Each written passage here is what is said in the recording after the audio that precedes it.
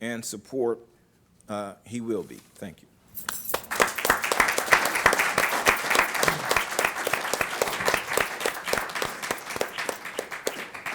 Thank you so very much, Imhotep. You know, one of the things that I find so problematic is that when you listen to Buju Banton's lyrics, he fully understands the complexity of the forces that are lined up against black people. And this is why it's so ironic that they have chosen him as a victim, because Buju is not an idiot. Buju understands. One of the courses I teach at the University of the West Indies is reggae poetry, where we analyze the lyrics of reggae songwriters as poetry. We do Jimmy Cliff, we do Burning Spear, we do Peter Tosh, we do Bob Marley, we do Steel Pulse, we do Tanya Stevens, and we do Buju Banton. And the course is one of the most powerful ones on the university campus because the students get a chance to understand the music that they are enjoying as dancehall, children of the dancehall, but they now start to understand what produced them. I remember there was a young man, he's in law school now, and he said that he discovered Peter Tosh in the course. Now, this is a tragedy, that a lot of the young people don't know the older generation of songwriters. And he said, Miss, the man, you're bad. And he suddenly realized that Sizzler, Caperton, all of them now have nothing over Peter Tosh. And this is what I think is so important for us to understand. We have to understand the power of reggae music and why Jamaicans are so angry that Buju Banton has been incarcerated, because we feel that a major voice has been silenced, and we need Buju Banton out so that he can continue to do the powerful work that he is in creation to do. So, Brother Ola, it's your turn up. Brother Ola, a man who has been working hard with other cases, chairman of the NAACP Prison Committee in Trenton, New Jersey. More nice, Brother Ola, man.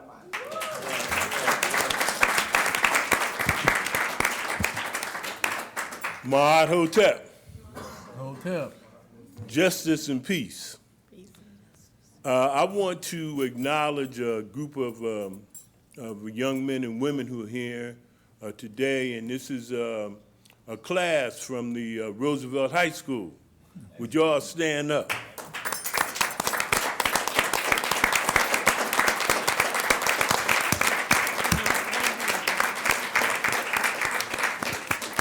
Okay, now y'all see me, and I happen to know your teacher. So if she have a problem, you have a problem. That's my daughter, now Kenji Cunningham. All right. Stand now, Kenji, stand. Yes.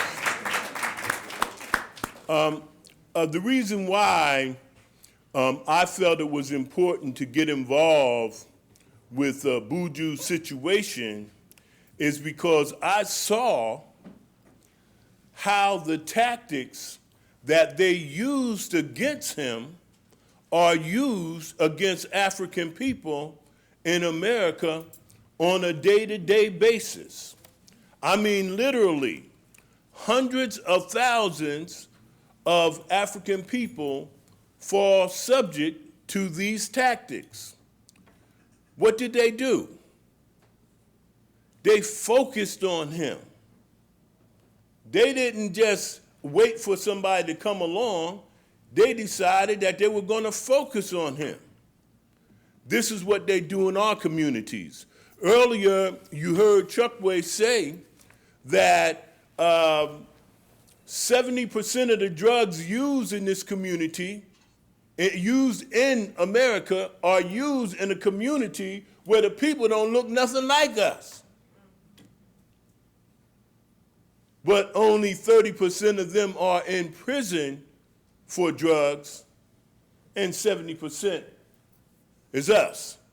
This is because we have been focused on.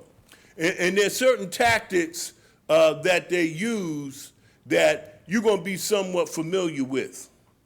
One of the things they will do is they will overcharge a person once they get them. They give them about 7 or 8 charges. Mm-hmm. Now, typically, An individual that they swoop off a corner is not going to have money to make bail, is not going to have money to get their own attorney, so they're going to have to deal with a public defender. Okay, for those who may not know, a public defender is somebody the government gives you to represent you. And the first thing the public defender is going to do is say, if you will accept a guilty plea on counts 1 and 2, we'll drop 3, 4, 5, 6, and 7, and only give you 5 years. And when you don't have an attorney that you can count on, that you can trust, you know that if you go to trial with this government attorney, that you're going to get jammed up. Not only are you going to get jammed up, the vindictiveness that Brother Lumumba spoke about, that they did with Buju, how the first trial, he got a hung jury.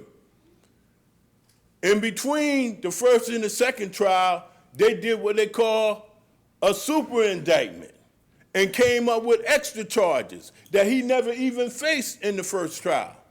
This was to make it clear that we're not going to have y'all fighting us, and we don't want you to think you're going to get away, even if we have to come out our bag of tricks and add a couple more charges, which is what they did. And the typical brother throughout the United States, they know if you don't think you got a good lawyer, if you don't think you got a chance to win that fight, and if they want to, in theory, they could give you 35 years, you can expect to get it if you go to trial and lose. So typically what they do, they take the deal. 97% of the cases throughout the United States are settled by a plea bargain. Now, if the United States had to go to court for 50% of the cases that come before them, the government would break down. They couldn't afford it. They couldn't afford it. So they use a scare tactic to force people to accept a plea bargain even when they think they're innocent. They're so good at it that you have had people admit to being a part of a murder that they had nothing to do with. Right. But they told them, if you did not take the plea bargain, we're going to put you on trial for your life. We're going to give you the death penalty. And people think, oh, no, I'm not going to no murder trial with no public defender. They decide, I'm going to take the deal. Well, we'll give you 10. I'm going to take the deal. Thank God for Buju Banton. Thank God for Buju Banton. Here comes a man with a voice. Here comes a man with some friends and some money. And he decides, I don't care. They came to him and they said, look, we'll give you 3 years. His response was, why should I take 3 years? I'm an innocent man. Well, we could give you blah, blah, blah. I don't care what you could give me. I'm an innocent man. I'm not going to accept the plea bargain. I'm not going to do it. And this is why they're angry. This is why they were vindictive. This is why they came with the super indictment and added charges. Because they want to make an example out of him to show him, you don't get uppity with us. We don't care who you are. We don't care what kind of money you got. We'll take you down. We're the government. We can't let them do that. They want to silence his voice because they know that those hundreds of thousands of African men and women that they have jammed up, that got a little squeaky voice and dust in their pocket, no money, that they will be encouraged by this. They will understand that I don't have to take the deal. I can fight. We want to see Buju be vindicated. We want to use his voice to amplify the voice of the little man who right now doesn't feel he has any choice but to go along with the deal. So this is why this case is important enough to bring me all the way from Trenton, New Jersey to Washington, D.C. about a brother that they got locked up in FCI Miami. Well, he's in Pinellas County now in southern Florida, because I know that this is not just a case about a cultural icon. This is not just a case about somebody who has made an impact on the world with his music. This is a case about tactics that have been used recklessly against our people in a conspiracy of mass incarceration. $75 billion is the value that this government puts into the penal system. $75 billion in the criminal justice system. That's a lot of money. You know, they talk about the new Jim Crow. And under Jim Crow, we had to be out in the field cutting cane, picking cotton, cutting tobacco. Well, they don't need us to cut cane. They don't need us to cut tobacco or pick cotton. Now, we are the cotton. Now, we are the tobacco. Now, we are the cane. Okay? And this is how it is. We do not have to accept this. And what we can do is get behind this voice. Let this voice amplify the voices of the hundreds of thousands. There are 2.5 million people in prison in the United States. United States right now incarcerates a higher percentage of its population than South Africa did at the height of apartheid. This is going on right now. And we are the primary victims. Thank God for Buju. Thank God for the Buju Defense Support Committee, and for us having this platform to stand on and to expose these tactics that this criminal justice system is using in its conspiracy to mass incarcerate our people. I say we want a victory, we want vindication of Buju Banton, and we want to be able to put our hand on this criminal justice system to say we want quality defense attorneys for these people who are facing these charges. We don't want them to have to deal with a public defender who got 35 or 40 cases and you ain't seen him until 2 or 3 days before you get ready to go in front of the judge. He not even sure if he got your case or David Johnson's case. And I know of situations where they went in and they had the wrong file. Okay, so this thing must stop. Let us use this as a point of departure to say it's not just what you did to Buju. Even when he get out, we're not done. When he gets out, we're not done. When he's freed, we're not done. Because we know this is something that you are continuing to do to everybody you think you can get away with it, and it's not acceptable. All right. Maad Hotep, Habari Ghani, if there are any out there, roo to the brothers.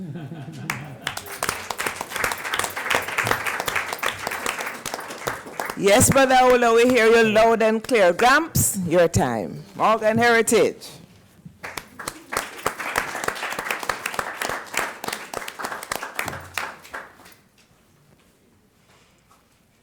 Well, greetings. I greet you in that precious name of our Lord and Savior, Jesus Christus, you know. Who reveal unto I and I in that character of His Imperial Majesty, Emperor Selassie I, Jah, Thunderable God. Well, I and I am a musician, you know. I give thanks because we've been in this fight for 3 years now. And my whole time being there with Buju and my brethren, Stephen Ragamuffin Marley, fighting and us being a brother for him. Cause if you don't know Buju not a brother. I have sister, but he has no brothers. And he has found one in me, Gramps, and one in Stephen Marley.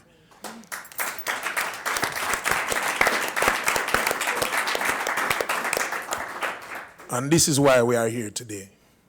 My brother Stephen Marley, you won't hear from him, but his presence says 1,000 words. Yeah. But I will talk, because I'm born in this country, but I chat my language. Now, make you really see what really go on. Mr. Lumumba, I tip my hat off to you because in 3 years is the clearest I have heard this case.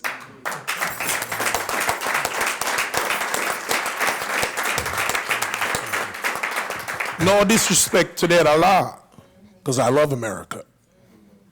I'm born here, but I know myself. To the next lawyer, the assistant lawyer, you make me proud to be an African man. Because I see that there are educated Africans in this country. Men like you need to be exalted. And they need to have you on TV. I know they say Al Sharpton everywhere. But these two brothers move my spirit to them, man.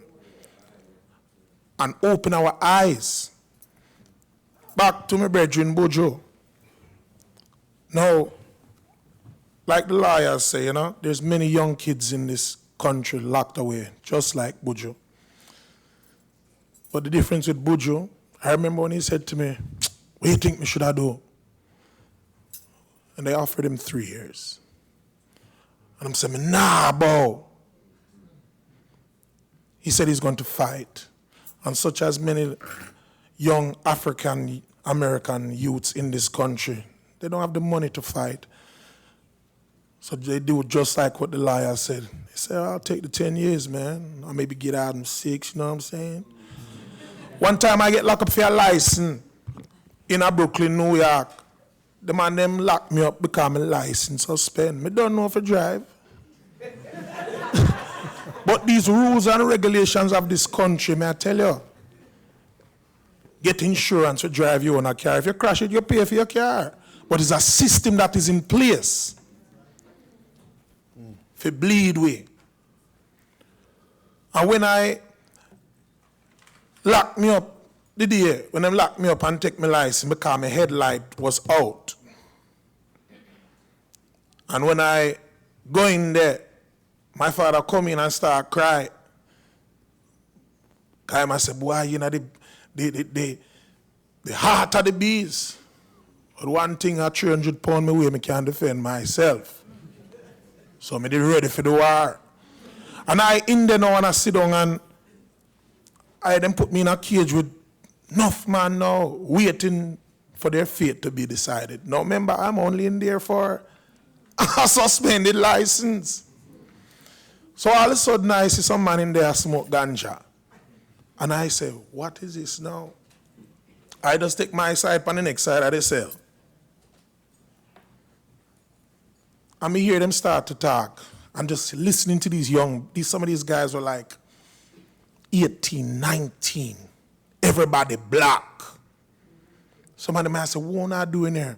So hear them now, yeah, I'm in here, man, One of them, I was just shocked. He said, I'm in here for a little burning, you know what I'm saying? They caught me with a 357, you know what it is? I'm going to say, wow. He said, I may get 8, you know what I'm saying? They have no bodies on it. And this is an 18-year-old kid.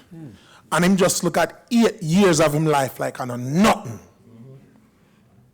Now, when the man them start smell ganja, now I say, the first person them I go look upon if them smell ganja, oh. See me here.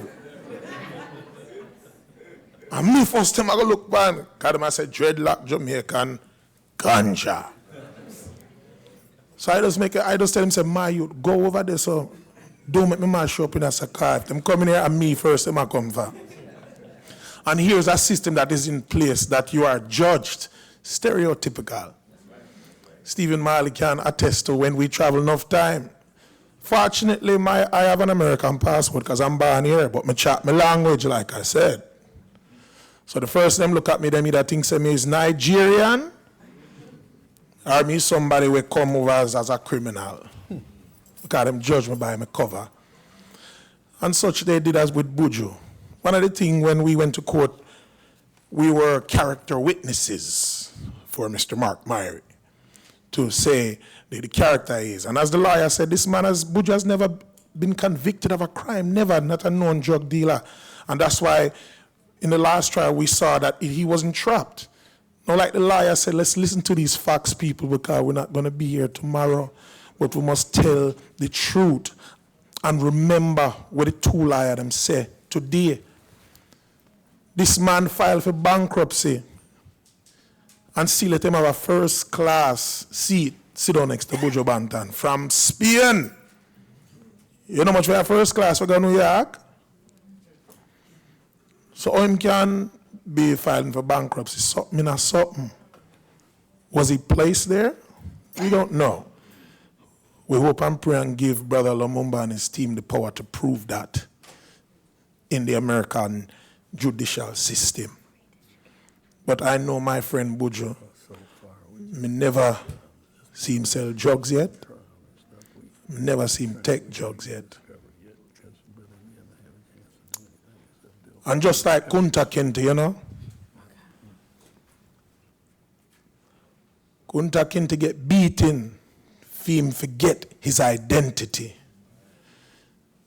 Some may know, the high school students that are here, know your history. Know your history. Don't forget who you are, man. We are all Africans. If you're black, you are African. That's right. If you're Chinese, you come from China. If you're Indian, India. But when you're black, you are what? African. Be proud of that.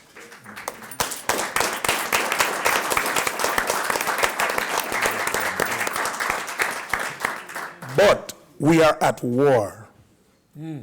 It's not a gun war, it's a cultural war for us to forget our identity and who we are.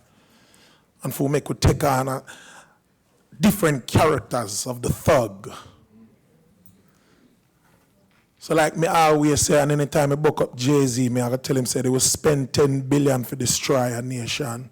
So know what come out of your mouth, my brother. Know the image that you are displaying.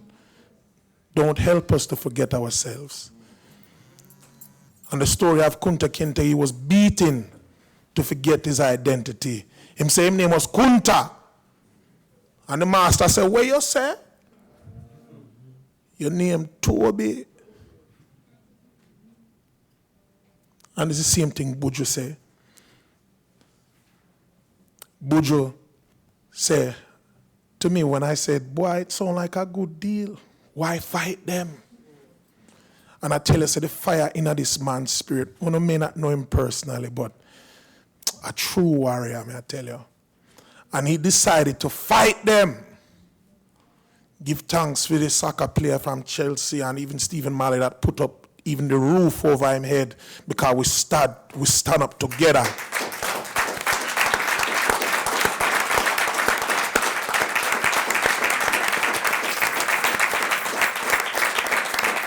And this is what we have to do to, like the elder said, when Buju is free and vindicted, and they must sing again on stage, we have to remember those that are still in there. But Buju is a warrior that decided not to lay down.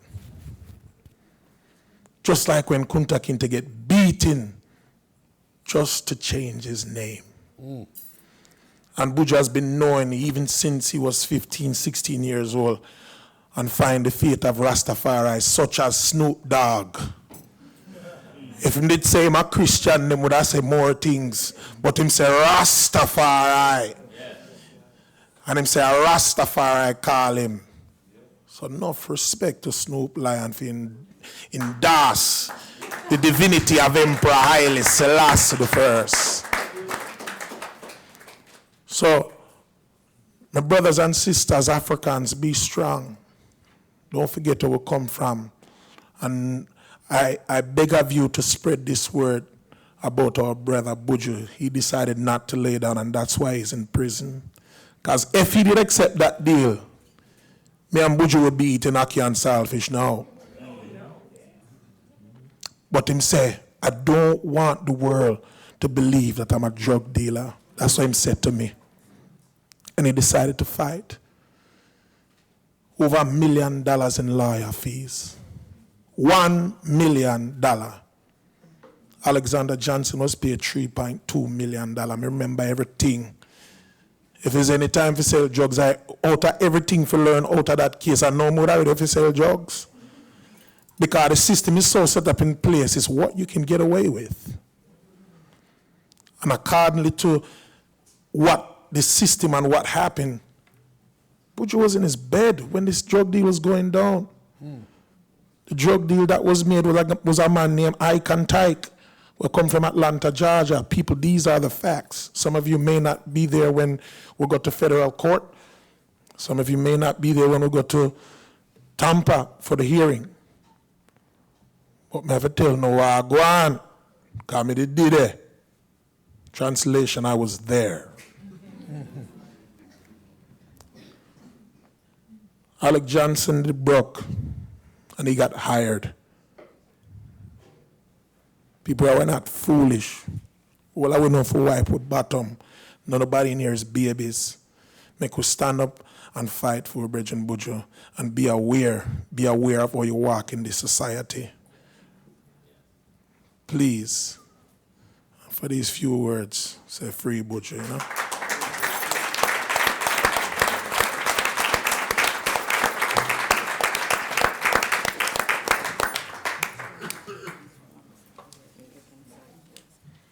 Just want to let you know that we have petitions here that we're asking everybody to sign.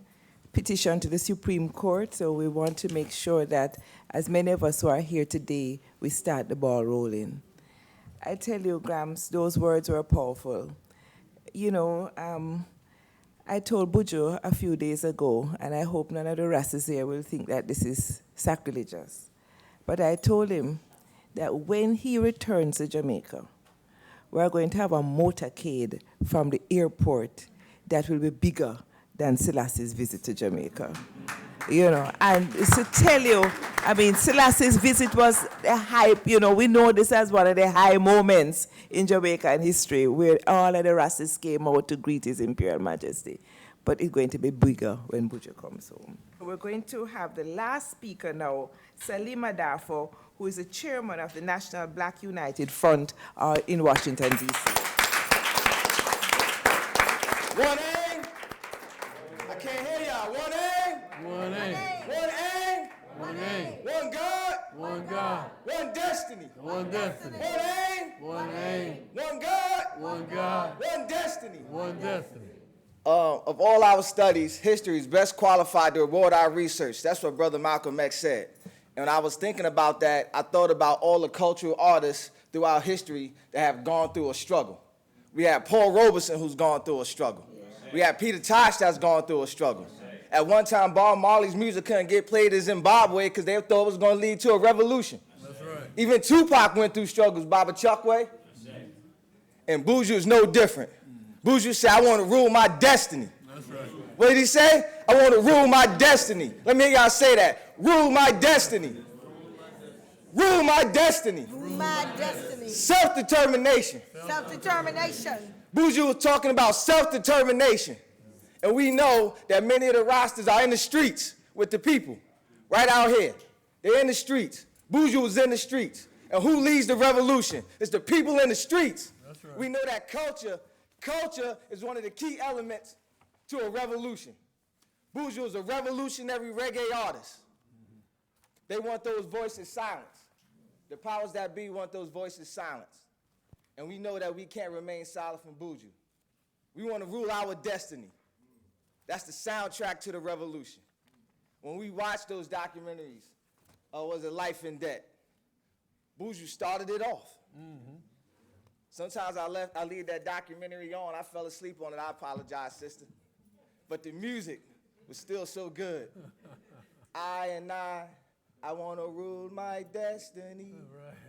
I got up that morning and got dressed to go to work listening to that song. We got to continue on, Baba Senghor. We're going to have to take it out to the streets. I don't know much about all this courtroom legal jargon. I'm not really too good on Latin. But I do know that as you work in the courtroom, as you go to work in the boardroom and up in the suites, me and Baba Senghor and my brother over there, Najee Mujahid from the Black August Plan Organization, we're going to take it to the streets. Y'all can do the work in the suites. We're going to do the work in the streets. We're going to get the petitions. We can go door to door. We can do all those things.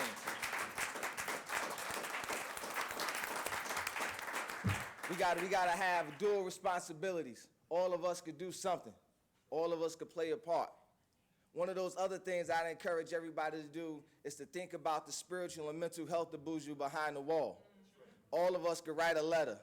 It's just as revolutionary to put a stamp on a letter as it is to do some other activities. And I'm not telling you not to do those activities, but just think that it's just as equally as revolutionary. We need to be concerned about his mental and spiritual health as well. Let him know that he's not alone.